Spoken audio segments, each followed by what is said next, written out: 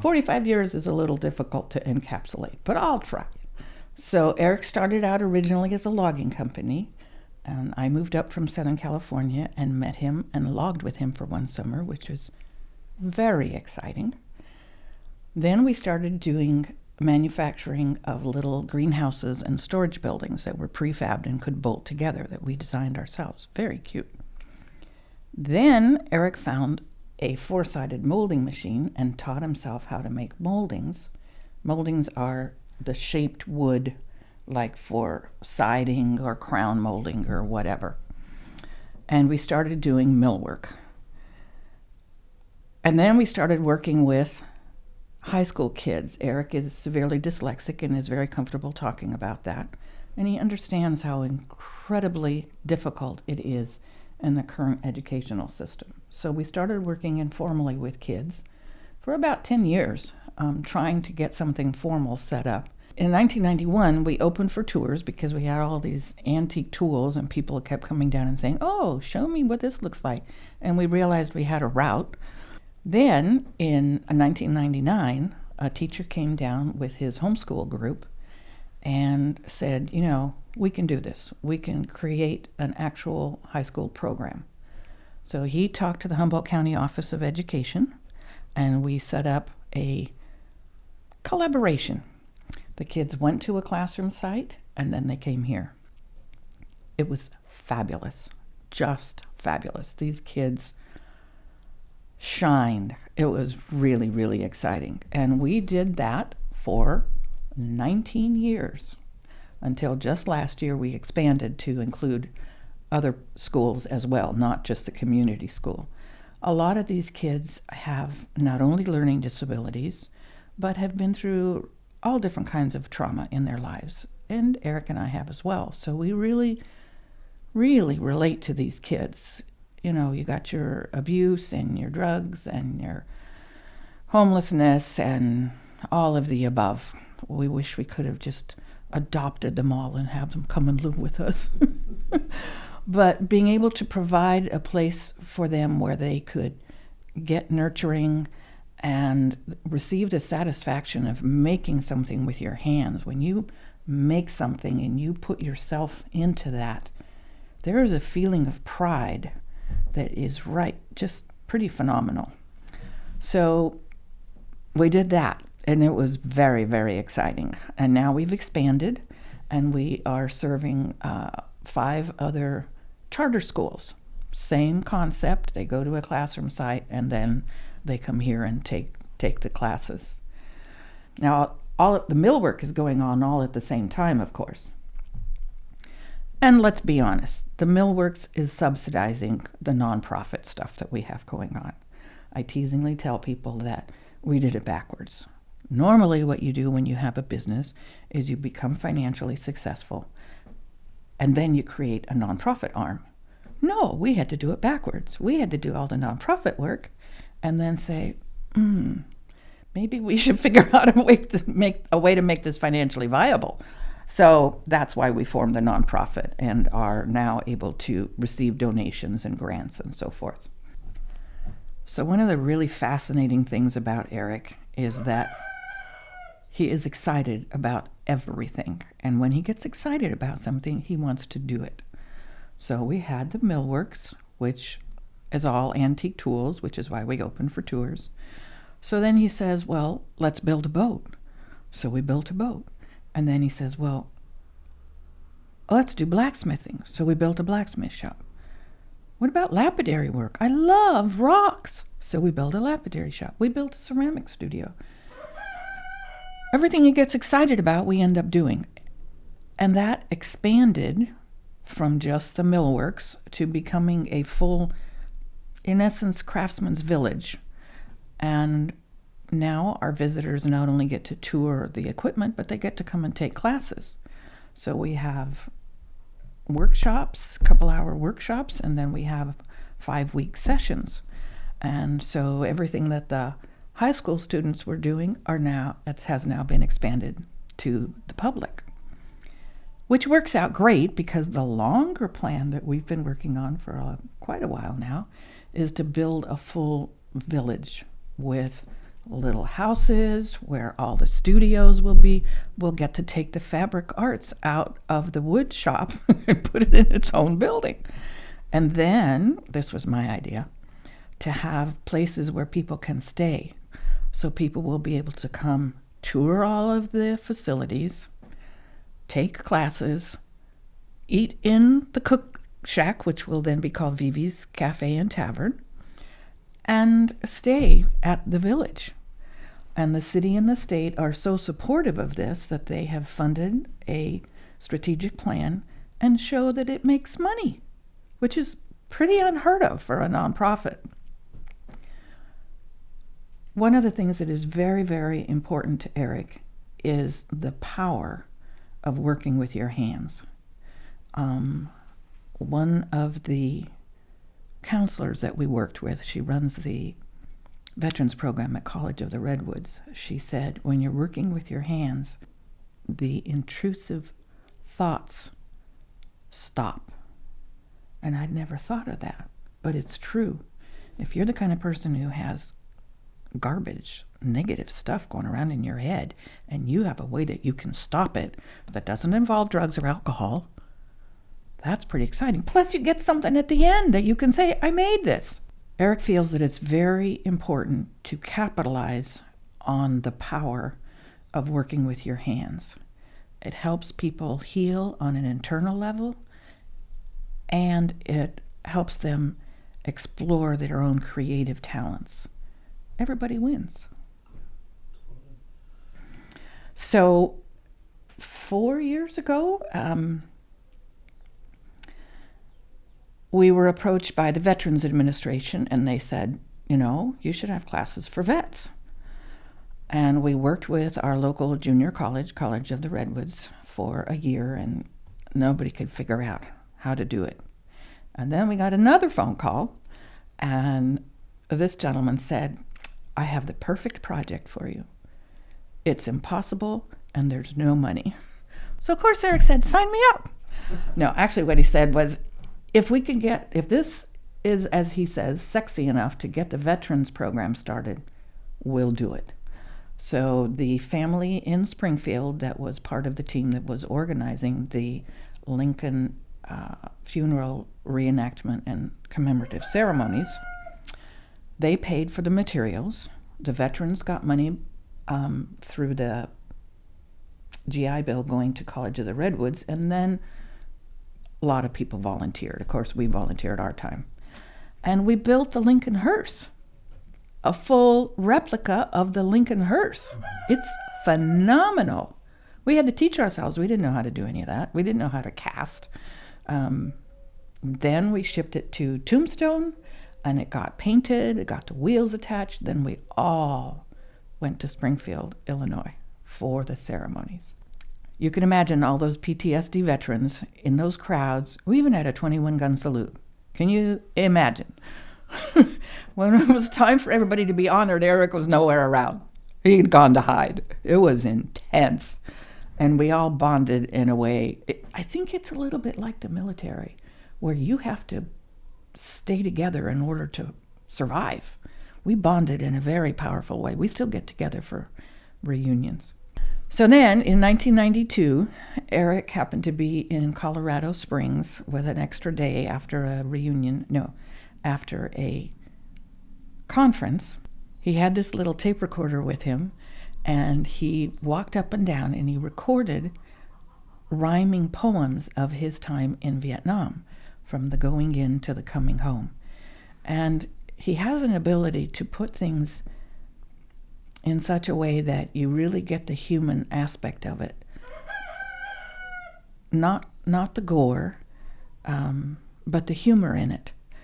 And we had a theater company come here from Los Angeles, Cornerstone Theater, and they performed a play here. Actually, they did 2 plays, and we got to be friends with one of their people, whose name is Lester Grant. We were sitting around talking one day in the office. We drug him in and said, here, you got to have some lunch, dude. We talked about the poems, and then we realized we had to make a play out of it. So we started working together. He knew a playwright in New York who was phenomenal, Jim McManus, and he worked with us. He came up and visited with us. He interviewed the family. He interviewed veterans that worked on the hearse. We actually had a pizza party here in the cook shack, and it was a very powerful healing experience. They told about the building of the hearse from their perspective. So lo and behold, the hearse building is now an integral part of this play, which is called Radioman, was produced here at Del Arte to sold-out audiences and much critical acclaim. The critics loved it, okay? So we are now in discussion with two of the major theater companies in the country down in San Diego. It looks like it's going to be produced again in the 2020 season. One of the things that often happens with veterans and with survivors of trauma is that you're so busy living that everything gets tamped down until you get to a place where your life is solid enough that you can deal with it. Or in the case of some men, you are forced to slow down because you're getting older. And then all that stuff burbles to the top. And that's what happened to Eric. So he was in the midst of his, what I call PTSD journey, at the time that we started talking to Lester Grant about the play. So Eric was a radioman in Vietnam. He was under fire pretty much the entire time that he was there. They were hiking around in the jungle, and they could get ambushed anytime, which is bizarre to even think that we would do that to a 19-year-old kid. So when Jim was commissioned to write the play, he decided to call it Radioman. So again, that process of working with the play and talking to Jim and hearing other stories from other veterans was an amplified healing journey for Eric and for the rest of our family, because we didn't know we had PTSD. Our kids have PTSD from growing up in a family with PTSD. It ripples out. It physically changes your brain, and it just keeps right on going down through the generations. It's pretty intense. So our goal with the play is that people can understand better what the demons are that veterans face every day in their lives, and also understand themselves better in case they grew up in a family with PTSD. Some of the people that we talked to after the play at Del Arte told us that they understood their whole family dynamic a lot better. So we're hoping that people will grow to understand better and ultimately make some changes in the way that we run things. So the hearse build taught us a lot of important things. One is the power of hands-on healing. The other is the camaraderie that develops when these men and women work together.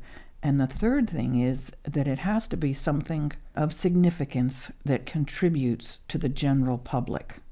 The hearse was a very powerful historical project.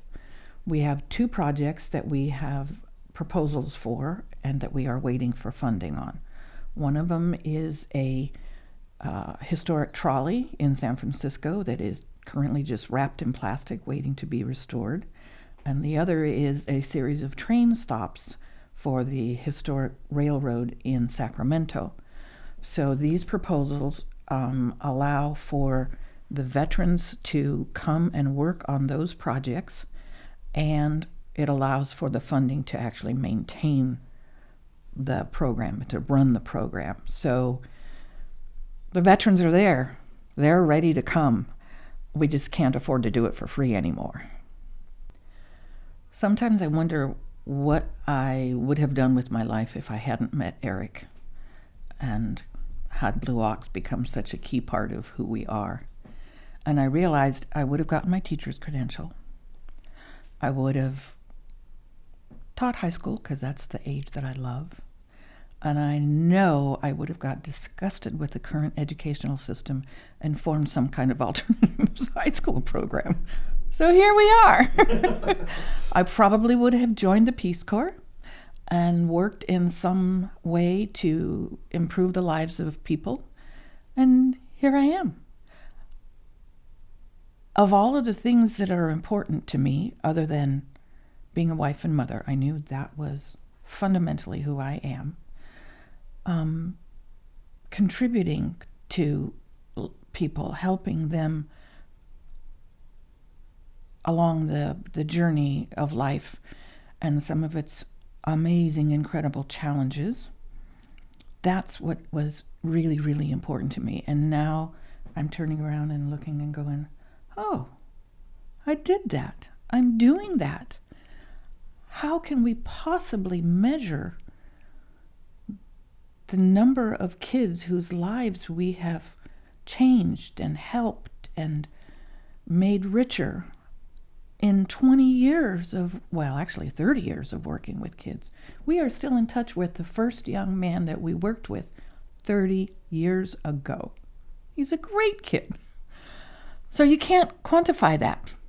So sometimes I have to remind myself, these are things that I have done that are an integral part of who I am, are very, very important.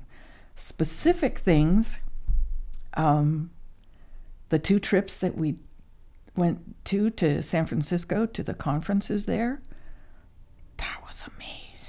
To take 20 kids to the Mission District in San Francisco and have them all participate in talking at a conference.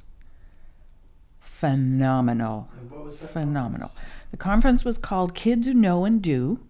It's a conference that happens once a year, and this year they did it in San Francisco. And let's see here, 300 schools applied to be presenters at this conference, and only 6 were chosen, and we were one of those 6. And they were so impressed with us that they invited us back the second year. Never, ever has happened. And our kids were phenomenal. They totally rose to the occasion. We got to take them to the Exploratorium. We had lunch in Chinatown. It was a mind-boggling experience for these kids.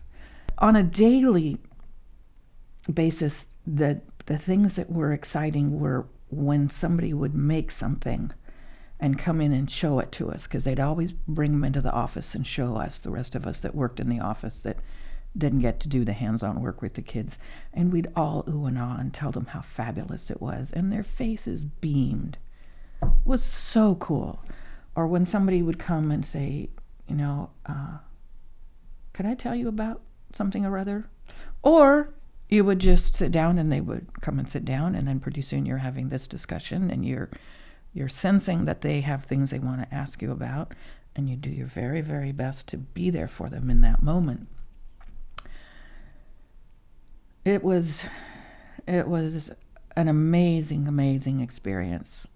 I'm so, so grateful that we were able to do that over that 20-year period. And now that's continuing with the students that come here now. One other aspect is that 2 of our 3 daughters are very involved in the business and are taking a more active role. Dale is coordinating events and building the school and the classes. And Kara, with her experience of running a business for 10 years, is helping with the financial planning. And I can't tell you how phenomenal it is to work with the people that you love the most in this world. I always said that about working with Eric, but now it's our daughters. And the vote of confidence that they have to say, yes, this vision is something that I believe in and I want to put energy into it. I really could not possibly wish for anything more in my life. So as I mentioned, one of the really exciting things about Eric is that he gets these great ideas and then wants to do it. Well, being his wife and partner, the burden of how to make that happen falls on me, which has been exceedingly difficult over the years. We weren't the kind of people who drew up a business plan and said, okay, in order to do this, we need this, this, this, and this. No. We were inexperienced and idealistic enough to say, oh, we need that? Let's do it. The first 2 years of the high school program, we did it completely for free. Who was running the millworks? Nobody. It was not good. So Eric and I used to joke that we've been in foreclosure more times than we haven't been. And we have had dreams about our cash bouncing. That's the kind of thing we're talking about. We lost our home twice. I was on food stamps and Medi-Cal when I was pregnant with our second. I have boxes stacked in our apartment because we've been evicted so many times. I just haven't bothered to unpack. So that leaves a stigma, and it's very hard to change that. But we believe in the work that we're doing, and we believe that people will recognize the importance of that work and come together to help us maintain and continue into the future and expand. That's where we really want to go. So the way that we managed to pull all of this together without funding necessitated that not everything was able to be maintained. We have infrastructure that needs some updating. The walkways, we've had to close the sawmill building because the foundation is giving out. And things look a little funkier than we would choose them to be. We want this to be, there's a balance between glitzy like Disneyland and funky like, I'm not so sure I want to walk on that.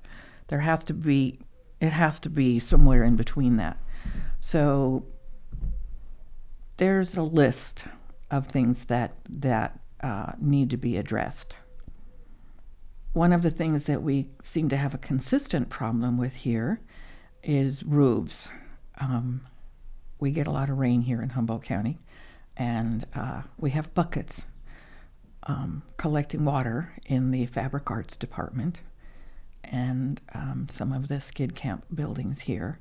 So roofs are very much something that need to be addressed, and walkways, gravel for the driveway. We don't get snow, so that's good, but the rain has a real impact on the buildings here. So somehow, Eric and I have been able to attract the most amazing people to come and work with us. They are very committed to the work that they do. They feel so grateful to get to be here and participate in this exciting endeavor that we're all undertaking. Unfortunately, they don't mind being overworked. We have so many projects going on, so many things going on, that it's a constant juggling act. What's the most important thing that I can work on today? Everything that we're trying to do, we could triple our staff and still not be able to keep up with it. We are severely, severely understaffed. Now, the most exciting thing that we're working on right now is that we are branching into video production with Ben Jacob.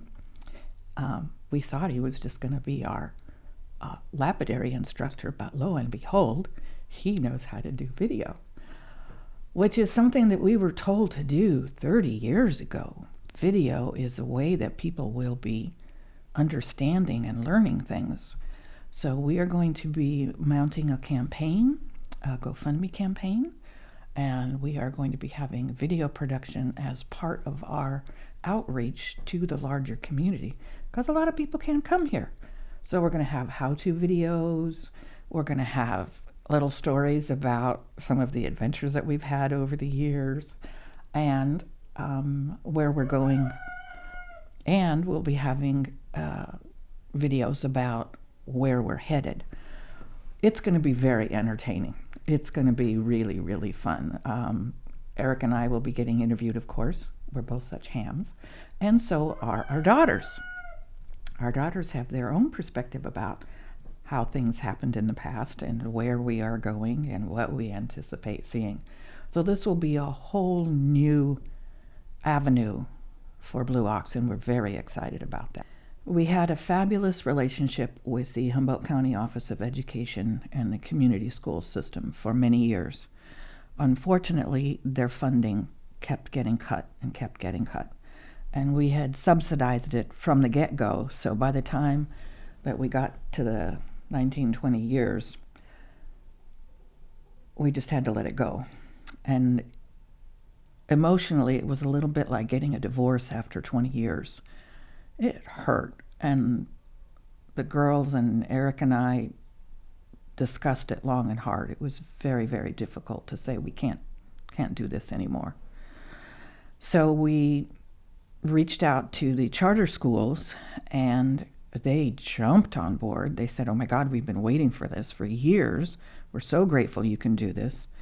And it turns out that some of the kids that had been in the community school system were now in the charter school system anyway. So we're still serving the same population, but we are being funded in a different way. We're still subsidizing it, but it's a little more even now. So the way the charter school system works is that the parents receive X amount of money that is held by the school that they can use for extracurricular activities, because the charter schools don't have a gym, they don't have band, they don't have singing. So the students can use it for sports or karate or whatever. And so they can pay for their classes to come here. Unfortunately, it's not a lot of money. So by the end of the school year, they're out of money and the kids can't come anymore. Some of the parents are able to afford out of their own pocket, but the majority of them can't. So what happens, of course, is that maybe we cover the direct costs, the instructors and the materials, but there isn't anything that goes towards what we would call overhead, buying new things for the studios or helping pay the PG&E or whatever. What we are hoping to do is allow more students to come and from the charter school system, but additionally we want to reach out to foster kids and kids that are adopted, some of the agencies that work with youth that don't happen to be in the charter school system. We did have a tour come down just recently of kids that are in the foster care program. Oh my God, they just loved it. So there are a lot of kids that could benefit from the programs that we offer here. It's so unusual and so hands-on, and they really, really respond. With the additional funding, we can maintain the program and we can expand it. So the question was, who is this man, this Eric Hollenbeck that I've been married to for 40 odd years? And the term that comes to mind is larger than life. I really understand that term. Every time I think I know him, he surprises me with something else that he knows, or that he knows, or that he thinks, or his passion for learning, his intense creativity. The old timers told me flat out, he's a genius. He knows how to do stuff. He knows how to figure things out. The thing that I most appreciate is that he's willing to take the inward journey and shift and heal. That's the most important thing. That's the reason that we've been able to stay together as long as we've had. We both have major issues from our childhoods, but it would not have worked if he had stubbornly hung on to those sinkholes of energy and come with me on this journey of exploring and learning. We are so tight now. We really, really are enjoying each other, our families, our lives. The challenges aren't over. We have a lot of goals that we still want to achieve, but we are very, very appreciative of the life that we have now. Over the years, many times, I wondered, am I totally nuts? What am I doing? Why don't I just quit and get a real job and do the mainstream thing and become part of regular society? I mean, I'd ask myself, but I knew there was really no answer. And so what Eric and I are hoping is that our journey will be a inspiration to other people personally and other communities to support the people with vision, help them on their journey. What we are building here is going to have a huge impact on the local community, the economy of the local community, the larger community with the videos that we're producing. These are messages that people need to hear. And hopefully next time for other people, it won't be so hard. People can come together and help them. But at the same time, you got to have somebody who says, this is important and I'm going to make it happen. And if you're one of those people with a vision that feels completely contrary to the way that regular society operates, we didn't even know what a profit and loss was when we started. Go for it. Hang on to your dreams. Hang on to your visions. Take the inward journey and release any of the inner sinkholes of energy that are maybe dragging you down, and go for it. Life will be better for you personally, and life will be better for the larger community. There's a lot of suffering in this world. There's a lot of people who are victimized by things out of their control, out of their ability to deal with. At least that's what it looks like. But in the larger picture, all of the things that happen are vehicles for growth and learning. So if you're in one of those places where you feel like, oh my God, life's so horrible, I hate this, I hate myself, I hate everybody, get over it. This is here for you to grow and learn from. Like they say, there's a pony in that pile of manure.